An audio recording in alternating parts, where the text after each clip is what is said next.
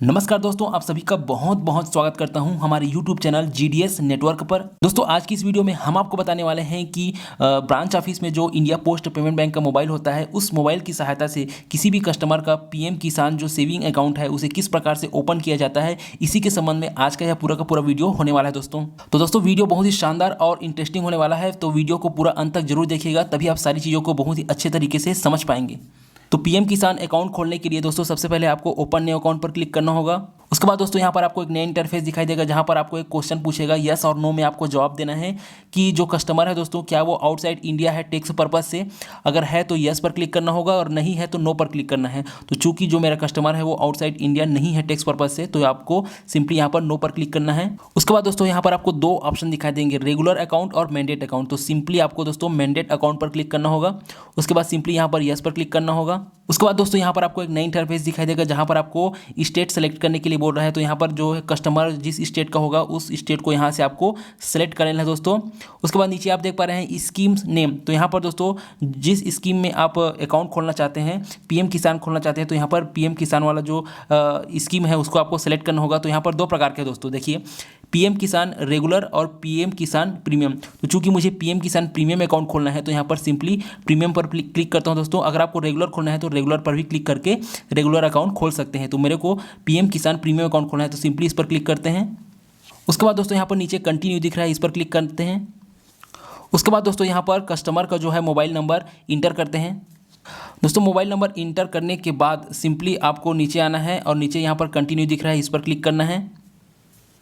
उसके बाद दोस्तों कस्टमर के जो रजिस्टर्ड मोबाइल नंबर है उस मोबाइल नंबर पर एक ओटीपी सेंड किया गया होगा, उस ओटीपी को आपको यहाँ पर फिल करना है। तो चलिए दोस्तों मैं उस ओटीपी को यहाँ पर फिल करता हूँ और आगे बढ़ते हैं। ओटीपी को इंटर करने के बाद दोस्तों यहाँ पर सिंपली सबमिट के बटन पर क्लिक करते हैं।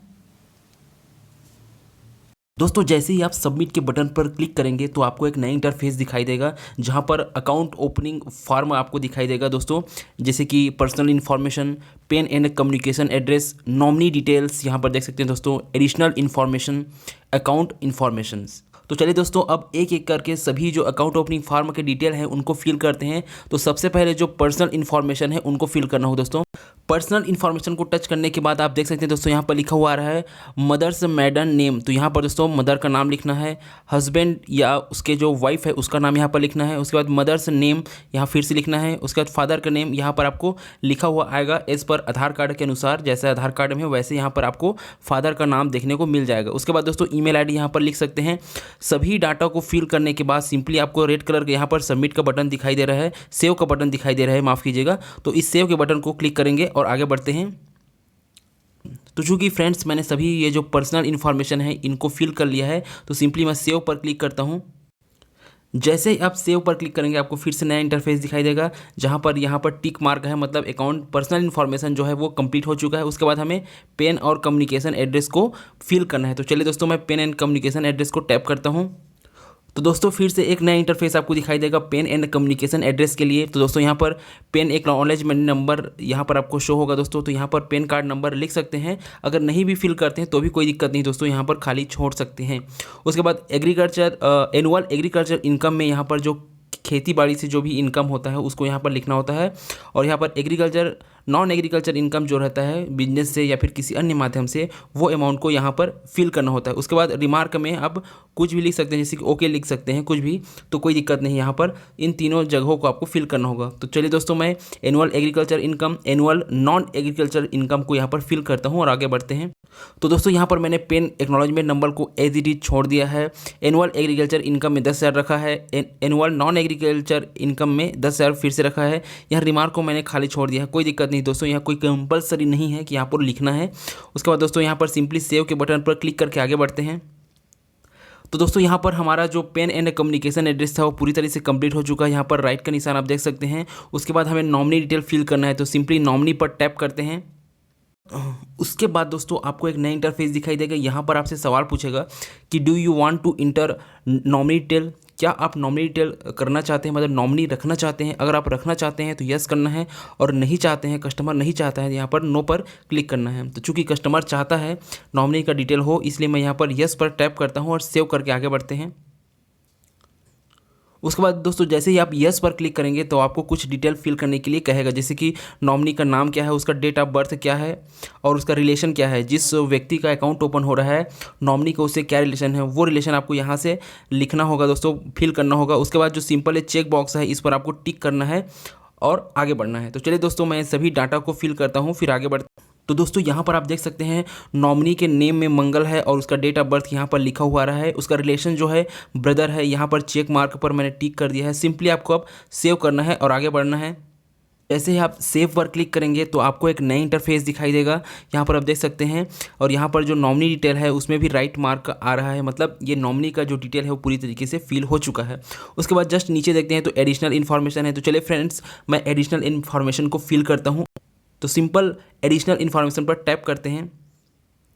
जैसे ही एडिशनल इन्फॉर्मेशन पर टैप करेंगे तो आपको एक नई इंटरफेस दिखाई देगा, जैसे कि नेशनलिटी इंडियन है, ये तो एज इट इज़ रहता ही है।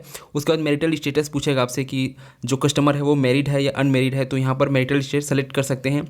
उसके पास ऑक्यूपेशन जो भी वो काम करते हैं वो आपको सेलेक्ट करना होगा। ग्रॉस एनुअल इनकम, मतलब जो ग्रॉस एनुअल इनकम कहने का मतलब है कि जो एग्रीकल्चर इनकम है और जो नॉन एग्रीकल्चर इनकम है दोनों को कंबाइन करके जो टोटल होगा, जैसे हमने वहाँ पर 10,000 फिल किया था तो यहाँ पर 20,000 लिखना होगा दोस्तों। उसके बाद उसके जस्ट नीचे देखेंगे तो यहाँ पर एजुकेशन लेवल पूछ रहा है किस उसके बाद यहाँ पर देख सकता है। उसके बाद दोस्तों यहाँ पर आप देख सकते हैं एजुकेशन लेवल पूछ रहा है दोस्तों, तो कस्टमर कितना पढ़ा है वो आपको यहाँ पर फिल करना होगा। तो यहाँ पर सेलेक्ट कर सकते हैं कितना पढ़ाई किया है। उसके बाद सिंपली सेव पर क्लिक करना है और आगे बढ़ना है। तो चलिए फ्रेंड्स मैं सारा डाटा फिल करता हूँ, उसके बाद आगे बढ़ते हैं। तो दोस्तों यहाँ पर मैंने सभी डाटा फिल कर लिया हुआ है। नेशनलिटी में Indian, marital status married, occupation में अदर डाल दिया हूँ और ग्रॉस एनुअल इनकम जो है जो एग्रीकल्चर इनकम और नॉन एग्रीकल्चर इनकम को मैंने टोटल कर दिया है जो कि 20,000 रुपीज़ है। तो यहाँ पर मैंने फिल कर दिया है। एजुकेशन में बिलो मैट्रिकुलेशन है कस्टमर जो है, तो यहाँ पर मैंने फिल कर दिया है। अब सिंपल फ्रेंड्स यहाँ पर सेव का जो बटन दिख रहा है इस पर टैप करना है और आगे बढ़ना है। जैसे ही फ्रेंड्स आप सेव के बटन पर क्लिक करेंगे आपको एक नया इंटरफेस दिखाई देगा, जहां पर एडिशनल इन्फॉर्मेशन जो है फिल हो चुका है। इसका जो प्रमाणित है राइट का मार्क यहां पर आपको देखने को मिल जाएगा। उसके बाद दोस्तों यहां पर अकाउंट इन्फॉर्मेशन है। तो चलिए फटाफट से दोस्तों मैं इस अकाउंट इन्फॉर्मेशन को फिल कर लेता हूँ और आगे बढ़ते हैं।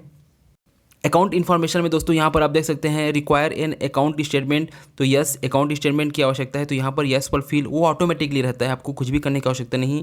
यहाँ पर जो mode of account statement delivery का है तो ये ऑनलाइन है, ऑनलाइन रहने वाला है, इसलिए ऑनलाइन यहाँ पर लिखा हुआ आ रहा है दोस्तों। यहाँ पर आपको दोस्तों इनिशियल डिपॉजिट अमाउंट फिल करना है। कस्टमर जितना रुपये से डिपॉजिट करके यह अकाउंट ओपन करना चाहता है वो अमाउंट आपको यहाँ पर लिखना होगा। तो चूंकि मेरा कस्टमर 200 चाहता है तो यहाँ पर मेरे को 200 लिखना होगा। उसके बाद दोस्तों यहाँ पर सिंपली आपको agree to receive DBT in IPP account and verify existing in with NPCI. तो एनपीसीआई के साथ इसका डीबीटी जो है लिंक करना है, तो इसलिए डीबीटी करने के लिए आपको इस वाले इस पर जो गोला है उस पर आपको फिल करना है और उसके बाद सिंपल सेव पर क्लिक करना है। उससे पहले दोस्तों वहाँ पर एक वेरीफाई का आपको देखने को मिलेगा, कुछ इस तरह से वेरीफाई लिखा होगा। इस वेरीफाई को टच करना है। उसके बाद जो कस्टमर का अंगूठा है उसको जो बायोमेट्रिक है उस पर रखना होगा और आगे बढ़ना होगा दोस्तों। उसके बाद दोस्तों कस्टमर अगर आईपीपी अकाउंट में डीबीटी रिसीव करना चाहता है तो यहाँ पर आपको सिंपली इस गोले पर टैप करना होगा। उसके बाद वेरीफाई पर क्लिक करना होगा। उसके बाद बायोमेट्रिक के थ्रू उसको ऑथेंटिकेट करते हैं, तो सिंपल इस फिंगरप्रिंट बायोमेट्रिक पर आपको क्लिक करना होगा। उसके बाद दोस्तों जैसे ही कस्टमर अपना बायोमेट्रिक इंटर करता है उसके बाद उसको वेरीफाई करते हैं। उसके बाद दोस्तों यहाँ पर लिखा हुआ आएगा कि Aadhaar is not available in mapped DB. तो इसका मतलब है दोस्तों जो कस्टमर का जो अकाउंट है वो आधार के साथ डीबीटी नहीं है। अब चूंकि ये कुछ दिन प्रोसेस के लिए लगेगा 24 आवर्स या 48 आवर्स, उसके बाद उसको डीबीटी से मैप्ड कर देगा इस आईपीपी अकाउंट को कस्टमर के। उसके बाद दोस्तों यहाँ पर आपको यहाँ वेलकम किट प्रोवाइडेड लिखा है, यहाँ पर चेक मार्क है, इस पर राइट का निशान लगाना है और यहाँ पर जो क्यूआर कार्ड रहता है आपको छोटा सा माइक्रो एटीएम मिला रहता है उसके बैक साइड में, उस पर उसको स्कैन करना है दोस्तों। और स्कैन करने के बाद यहाँ पर आपको कुछ यूनिक नंबर दिखाई देगा। उसके बाद सिंपल एग्री पर क्लिक करना है, यहाँ पर एक चेक बॉक्स है उस पर टैप करना है। उसके बाद सेव करके आगे। तो दोस्तों मैंने सभी डाटा फिल कर दिया हुआ है। यहाँ पर जो वेलकम किट मिलने वाला है उसका नंबर यहाँ पर आपको शो होगा, दिखाई दे रहा है दोस्तों। यहाँ पर चेक बॉक्स पर क्लिक करते हैं और सिंपल सेव का जो बटन दिख रहा है इस पर टैप करके आगे बढ़ते हैं। तो दोस्तों जैसे ही आप सेव पर क्लिक करेंगे आपको एक नई इंटरफेस दिखाई देगा, जहाँ आपको अकाउंट डिटेल आपको देखने को मिल जाएगा। जैसे कि सभी जो अकाउंट इन्फॉर्मेशन है वो फिल हो चुका है, उसका सभी का मार्क देख सकते हैं दोस्तों। यहाँ पर ये फिल हो चुका है, यहाँ पर निशान आप देख सकते हैं राइट का है, ये भी फिल हो चुका है, ये वाला भी फिल हो चुका है, ये भी फिल हो चुका है और ये भी पूरी तरीके से फिल हो चुका है। और सिंपल दोस्तों आपको कंटिन्यू पर क्लिक करके आगे बढ़ना है। तो सिंपल चलिए दोस्तों मैं कंटिन्यू पर क्लिक करता हूँ। तो दोस्तों जैसे ही आप कंटिन्यू पर क्लिक करेंगे आपको कंफर्मेशन के लिए पूछता है कि अगर आप कोई सुधार करना चाहते हैं तो अभी भी सुधार कर सकते हैं, अकाउंट ओपनिंग के बाद सुधार नहीं हो सकता है। तो चलिए दोस्तों मैं क्रॉस चेक कर लेता हूँ किसी प्रकार की गड़बड़ तो नहीं है। तो दोस्तों यहाँ पर सब डाटा मैंने जो फिल किया है सब सही है, किसी प्रकार की कोई गड़बड़ नहीं है इसमें।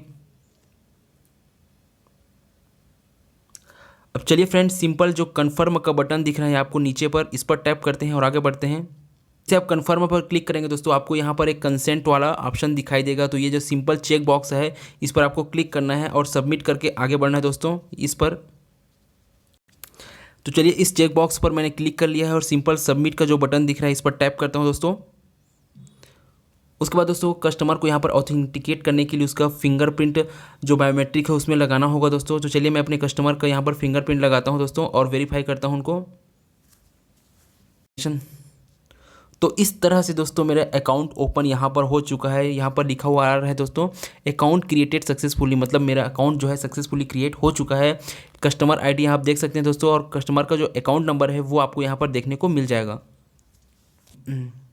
इसके बाद फ्रेंड्स आपको क्या करना होगा, आपको एक माइक्रो एटीएम जो क्यूआर कार्ड मिला है उस क्यूआर कार्ड में जो कस्टमर आईडी की जगह पर आपको कस्टमर आईडी फिल करना है, अकाउंट नंबर की जगह में अकाउंट नंबर और कस्टमर का नाम उसमें लिख कर कस्टमर को वापस करना है और उनसे जो इनिशियल डिपॉजिट अमाउंट जो है खाता खोलने के लिए जितने रुपये आप उन्होंने डिपॉजिट कराया है उतने अमाउंट को उनसे ले लेना है।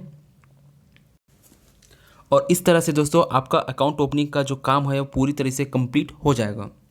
तो दोस्तों अगर आपको यह वीडियो पसंद आई है तो लाइक कीजिए अभी के अभी। अगर आपने अभी तक हमारे चैनल को सब्सक्राइब नहीं किया है तो देर किस बात का है यार, फटाफट से चैनल को सब्सक्राइब कर दो।